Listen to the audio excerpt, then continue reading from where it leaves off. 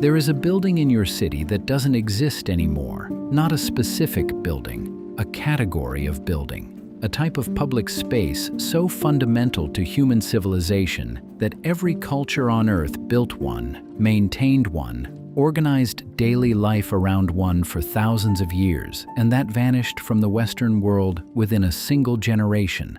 Vanished so completely that the modern person cannot imagine what it was or why it mattered, or what was lost when it disappeared.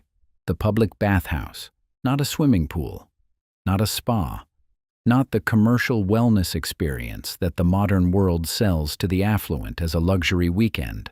A bathhouse, a public, communal, daily use facility where every member of the community, regardless of wealth, regardless of class, regardless of status, went to bathe, to soak, to sweat, to talk, to conduct business, to resolve disputes, to form alliances, to maintain the social bonds that held a community together. A building that was as essential to the functioning of a city as the market, the courthouse, the church. A building whose absence from the modern urban landscape is so total that most people alive today don't realize anything is missing.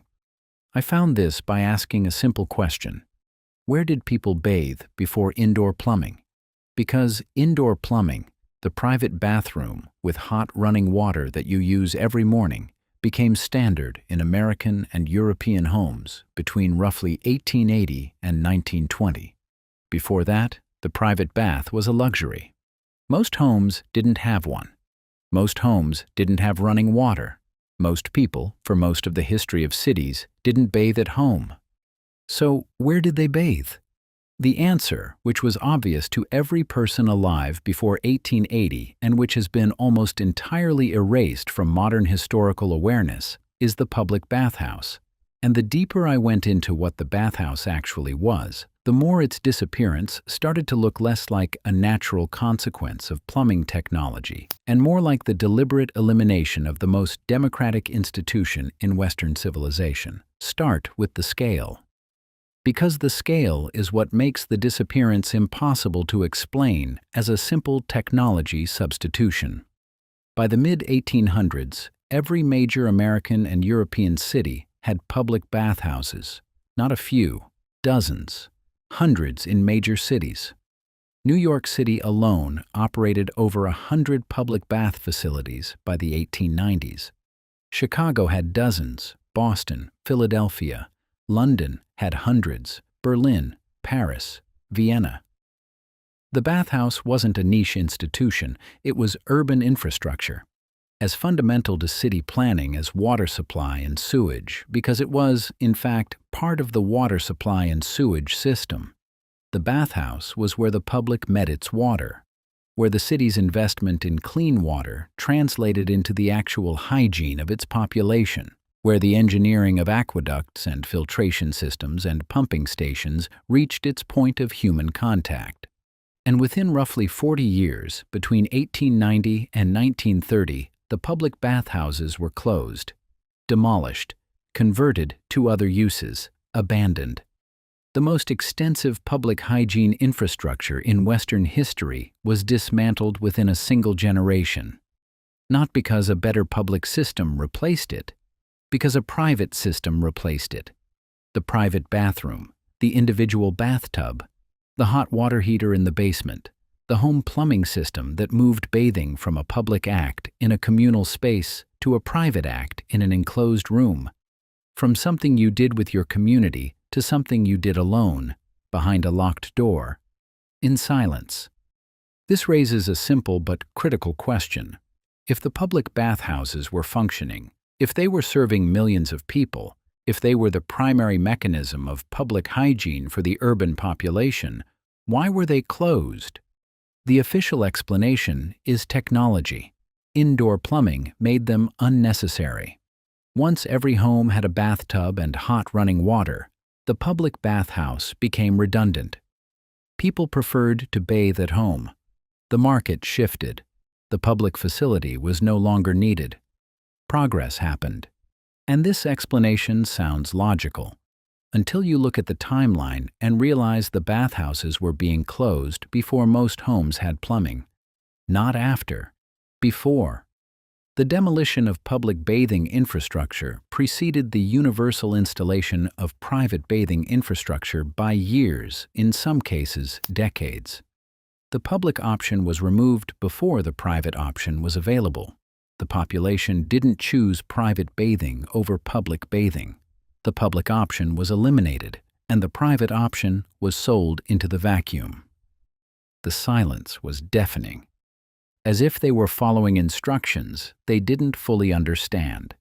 The deeper I went into the politics of bathhouse closure, the more I found that the closures were driven not by technology but by ideology, by a specific, documentable, historically traceable ideological transformation in how Western society understood the relationship between the body, the community, and the state. Because the bathhouse wasn't just a place to wash, it was a place to be naked, in public, with other people, across class lines. The Roman bath had mixed senators with freedmen. The medieval European bathhouse, before the church suppressed it, had mixed merchants with laborers. The 19th century American bathhouse, particularly in immigrant neighborhoods, mixed the newly arrived with the recently established. The bathhouse was the great equalizer. Naked, in hot water, without the clothing that signaled class and the accessories that signaled wealth, every person was just a body, just a human being, just a neighbor sharing a pool. And this equality was, for certain interests, intolerable. The deeper I went into the reform movements of the late 1800s, the more I found that the campaign against public bathhouses was inseparable from the broader campaign to regulate public morality that characterized the era. The same period that produced anti-obscenity laws, that criminalized certain forms of social gathering, that imposed new standards of bodily propriety on a population that had previously maintained different norms. The public bathhouse, where bodies were exposed, where genders sometimes mixed, where the physical reality of the human body was unavoidably present, was reframed as a moral problem, not a hygiene solution, a moral problem. The language of the reformers is revealing. They didn't argue that bathhouses were unhygienic. They couldn't. The bathhouses were explicitly hygienic. They were the primary mechanism of public cleanliness. The reformers argued that bathhouses were indecent, that the exposure of the body in a public setting was incompatible with the moral standards of a civilized society, that the mixing of classes, of ethnicities, of bodies of different types in a shared water space was dangerous. Not physically dangerous, morally dangerous, socially dangerous. Dangerous to the order that the reformers were trying to impose on an urban population that was too diverse, too intimate, too physically honest for the vision of society they were constructing. The pattern repeats with unsettling precision when you look at which bathhouses were closed first. Because the closures weren't uniform. The bathhouses in wealthy neighborhoods, the ones that served a homogeneous clientele, the ones that maintained strict class boundaries even within their walls, these persisted longer. The bathhouses in immigrant neighborhoods, the ones that served mixed populations, the ones where the Russian Jewish tailor soaked next to the Italian laborer, next to the Irish dock worker, these were closed first, targeted first, deemed unsanitary first, even when their facilities were maintained to the same standards. The hygiene argument was the weapon. The target was the mixing. Here's where the economic thread enters. Because the closure of the public bathhouses coincided precisely with the emergence of the private bathroom as a consumer product, and the industries that sold the private bathroom had every incentive to eliminate the public alternative. Go look at the advertising from the period, the 1890s through the 1920s, the plumbing industry, the fixture manufacturers, the companies that produced bathtubs and water heaters and bathroom tile. They didn't just sell products, they sold a concept, the concept of the private bathroom as a marker of civilization, of modernity, of progress, of the kind of home that a respectable family lived in, The advertisements explicitly framed public bathing as backward, as immigrant, as lower class, as the thing you did before you could afford not to. The private bathroom was aspirational. The public bathhouse was shameful. The industry didn't just provide an alternative to the bathhouse. It constructed the cultural framework that made the bathhouse unacceptable. The deeper I went into the plumbing industry's growth during this period, the more the closure of public bathhouses looked less like market evolution and more like market creation. Because you can't sell a private bathroom to a population that has access to a perfectly functional public bathhouse at no personal cost. The public option has to be eliminated before the private product can become necessary. And the public option was eliminated through moral reform campaigns that reframed public bathing as indecent, through building code changes that made bathhouse operation increasingly expensive, through zoning decisions that pushed bathhouses out of neighborhoods where plumbing was being installed, through the systematic defunding of public bathing infrastructure by municipalities that were simultaneously subsidizing the private plumbing industry through building standards that required bathroom installation in new construction. The public bathhouse didn't die of natural causes. It was killed by a convergence of moral reformers who found public nudity threatening, industrialists who found public bathing unprofitable, and social engineers who found cross-class mixing undesirable. Each group had its own motivation. The convergence produced a single outcome: the elimination of the most democratic public space in Western civilization and its replacement with a private consumer product that every household was now required to purchase. The pattern repeats with unsettling precision across every investigation I've conducted. A public commons is replaced by a private product. The replacement is framed as progress. The commons is reframed as primitive. The population that used the commons is told they should be grateful for the product. And the functions that the commons provided beyond its ostensible purpose, the social mixing, the community bonding, the cross-class intimacy, the democratic equality of shared physical space, these functions are not replaced because they were never acknowledged. The commons was described as a bathing facility. Its closure was justified by the availability of alternative bathing, and the social functions that had nothing to do with bathing, the functions that made the bathhouse one of the most important institutions in urban life, were eliminated without anyone admitting they existed. Here's where the health consequences become impossible to ignore. Because the bathhouse didn't just provide social connection, it provided therapeutic benefit that the private bathroom cannot replicate.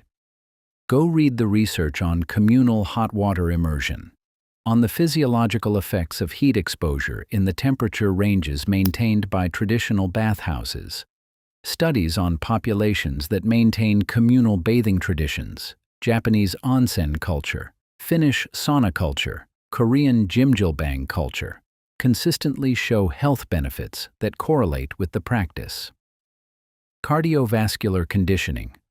The repeated cycle of heating and cooling produces measurable improvements in vascular function. Immune modulation. Regular heat exposure stimulates the production of heat shock proteins that support immune function. Pain management. Hot water immersion reduces inflammation and modulates pain signaling through mechanisms that the pharmaceutical industry spends billions trying to replicate with drugs. Mental health. The combination of heat, water, and social contact produces neurochemical effects that no private bathroom can generate.